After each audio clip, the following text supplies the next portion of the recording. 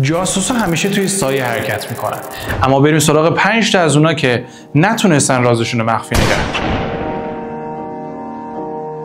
آلدرایچ ایمز، تحلیلگر CIA که اطلاعات حیاتی آمریکا رو اول به شوروی و بعد به روسیه فروخت. این فرد در سال 1994 دستگیر شد و رازش لو رفت. رابرت هانسن، افسر FBI که طی 20 سال اسناد محرمانه رو به مسکو منتقل می‌کرد. این فرد در سال 2001 دستگیر شد و بعدها متوجه شدن که یکی از بزرگترین ضربات رو به اسناد محرمانه آمریکا زده.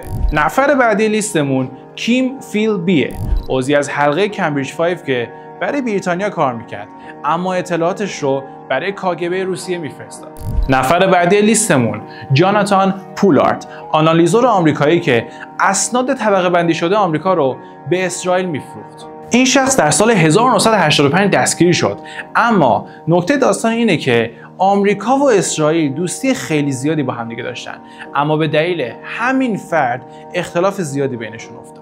نفر آخر ماتا هاری، رقصنده و معشوقه معروف که در جنگ جهانی اول به جرم جاسوسی متهم شد و در سال 1917 اعدام شد.